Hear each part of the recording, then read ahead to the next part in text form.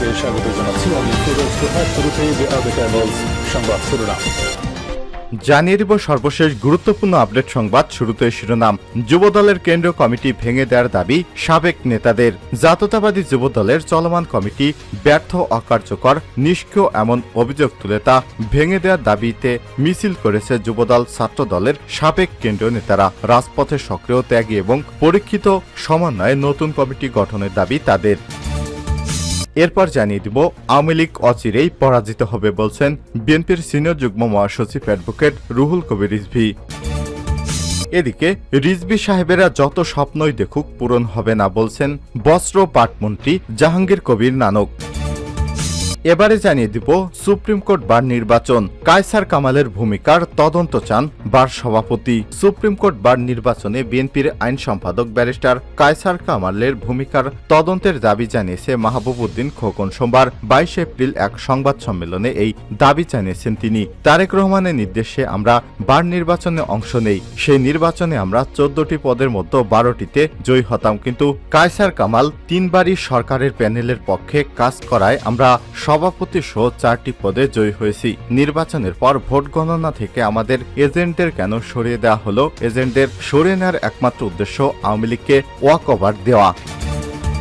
এবারে জানাবো আন্তর্জাতিক সংবাদ। প্রায় 26,000 শিক্ষকের চাকরি বাতিল করল কলকাতা হাইকোর্ট। পশ্চিমবঙ্গের সাবেক শিক্ষামন্ত্রী পার্থ চট্টোপাধ্যায় সহ একাধিক কর্মকর্তা জেলে, সেই মামলার রায় ঘোষণা করেছে কলকাতার হাইকোর্ট। লোকসভা ভোট শুরু হয়ে গেছে, প্রথম দফার ভোট শেষ। এই পরিস্থিতির মধ্যেই সোমবার নিয়োগ দুর্নীতি মামলার রায় ঘোষণা করলেন কলকাতার হাইকোর্ট। এর ফলে বাতিল হয়ে যাচ্ছে 25,753 জনের চাকরি।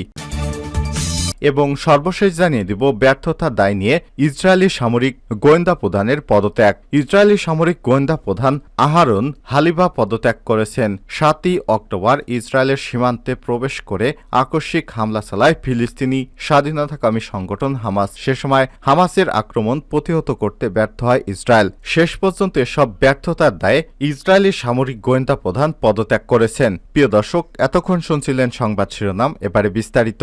তবে তার আগে বন্ধুরা, আপনি কোন জেলা থেকে আমাদের সংবাদটি দেখছেন কমেন্ট করে জানিয়ে দিন এই সংবাদ সম্পর্কে আপনার মূল্যবান মতামত। প্রিয় দর্শক, আপনি যদি আমাদের চ্যানেলে নতুন হয়ে থাকেন, ভিডিওটি দেখতে দেখতে চ্যানেলটি সাবস্ক্রাইব করে রাখুন, যাতে করে আমাদের লেটেস্ট আপডেট সংবাদগুলো সবার আগে আপনার কাছে পৌঁছে যায়। এবার বিস্তারিত। যুবদলের কেন্দ্রীয় কমিটি ভেঙে দেওয়ার দাবি সাবেক নেতাদের। জাতীয়তাবাদী যুবদলের চলমান কমিটি ব্যর্থ, অকার্যকর, নিষ্ক্রিয় এমন অভিযোগ তুলে তা ভেঙে দেওয়ার দাবিতে মিছিল করেছে যুবদল ছাত্রদলের সাবেক কেন্দ্রীয় নেতারা। রাজপথে সক্রিয়, ত্যাগী এবং পরীক্ষিতদের সমন্বয়ে নতুন কমিটি গঠনের দাবি করেছে তারা। সোমবার দুপুর 12টার দিকে নয়াপল্টনের চায়নাটাউন মার্কেটের সামনে থেকে মিছিল শুরু করে নেতারা। বিএনপির কেন্দ্রীয় কার্যালয়ের সামনে গিয়ে সংক্ষিপ্ত সমাবেশের মাধ্যমে মিছিল শেষ হয়। নেতারা বলেন, 250 সদস্যের যুবদলের কমিটিতে অযোগ্য, নিষ্ক্রিয়, পলায়নকৃতদের দিয়ে কমিটি করা হয়েছিল। ফলশ্রুতিতে সরকার পতনের এক দফা আন্দোলনে গুটি কয়েক বাদে অধিকাংশ যুবদল নেতাকে রাজপথের কর্মসূচিতে দেখা যায়নি। আন্দোলন চলাকালীন অনেককেই পরিবারের সদস্যদের নিয়ে বিদেশে ভ্রমণের ছবি সামাজিক যোগাযোগ মাধ্যমে পোস্ট করতে দেখা গেছে। ঘোষিত হরতাল অবরোধ কর্মসূচি সফল করার পরিবর্তে অনেকেই নিজ ব্যবসা প্রতিষ্ঠান খোলা রেখে কর্মসূচি পালন থেকে দূরে থেকেছে।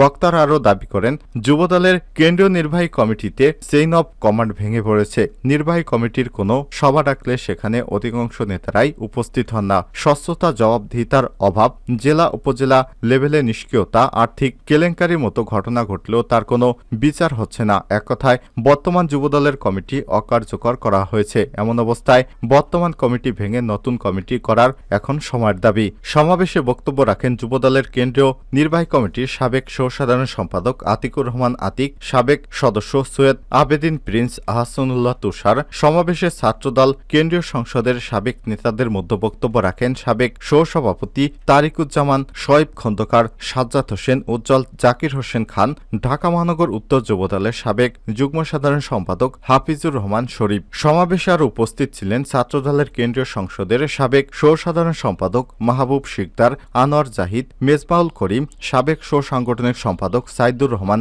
রয়েল, শহীদুল ইসলাম মাসুদ সরকার, কোয়েল হোসেন, কেন্দ্রীয় ছাত্রদলের সাবেক বেসরকারি বিশ্ববিদ্যালয়ের বিষয়ক সম্পাদক ইয়াকুব রাজু, ঢাকা কলেজ ছাত্রদলের সাবেক ভারপ্রাপ্ত সাধারণ সম্পাদক এবং সাবেক কেন্দ্রীয় তত্ত্ব এবং গবেষণা সম্পাদক খন্দকার রিয়াজ, কেন্দ্রীয় সংসদের সাবেক ধর্ম বিষয়ক সম্পাদক জিল্লুর রহমান কাজল, সাবেক ক্রীড়া সম্পাদক মাজেদুল ইসলাম মাসুম সহ বিভিন্ন পর্যায়ের নেতারা। আওয়ামী লীগ সরকারের অচিরেই পরাজিত হবে বলছেন রিজভী। বিএনপির নেতাকর্মীদের জেলে রেখে আওয়ামী লীগ যে খেলায় মেতেছে, অচিরেই সেই খেলায় তারা পরাজিত হবে বলে এমন মন্তব্য করেছেন দলের সিনিয়র যুগ্ম মহাসচিব রুহুল কবির রিজভী। আর সোমবার 22 এপ্রিল জাতীয় প্রেস ক্লাবের সামনে জিয়া প্রজন্ম দল কেন্দ্রীয় কমিটি আয়োজিত বিএনপির রাজবন্দীদের নিঃশর্ত মুক্তির দাবিতে অবস্থান কর্মসূচিতে প্রধান অতিথির বক্তব্যে তিনি সব কথা বলেন। রুহুল কবির রিজভী বলেন, বিএনপির জন্য দিনের আলো যেন নিষিদ্ধ, বিএনপির নেতাকর্মীদের মুক্ত বাতাস নিষিদ্ধ, এদের সব সময় কারাগারে থাকতে হবে। বিনা কারণে কারাগার এখন বিএনপি নেতাকর্মীদের স্থায়ী ঠিকানা হয়ে গেছে।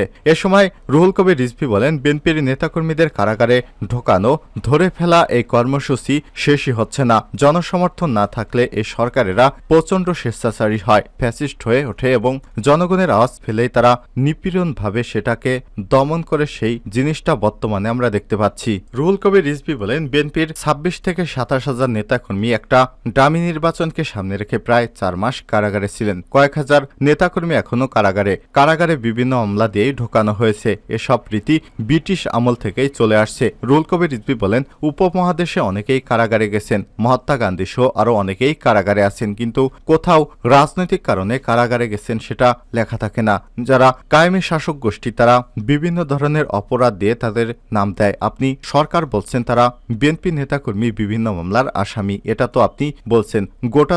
গোটা জাতি মনে করে আপনি ষড়যন্ত্র করে আন্দোলনকামী গণতন্ত্রকামী যারা সত্য কথা বলে তাদের বিরুদ্ধে বিভিন্ন নাশকতার মামলা, মিথ্যা মামলা দিয়ে কারাগারে বন্দী করে রেখেছেন। এ সময় জিয়া প্রজন্ম দল কেন্দ্রীয় কমিটির চেয়ারম্যান পারভিন কাউসার মুন্নির সভাপতিত্বে এবং কমিটির প্রতিষ্ঠাতা মহাসচিব মোহাম্মদ সারোয়ার হোসেন রুবেলের সঞ্চালনায় অবস্থান কর্মসূচিতে আর উপস্থিত ছিলেন ঢাকা মহানগর দক্ষিণ বিএনপির আহ্বায়ক আব্দুল সালাম, বিএনপির স্বেচ্ছাসেবক বিষয়ক সম্পাদক মীর শরাফত আলী, ছাত্রদলের সাধারণ সম্পাদক নাসির উদ্দিন নাসির প্রমুখ।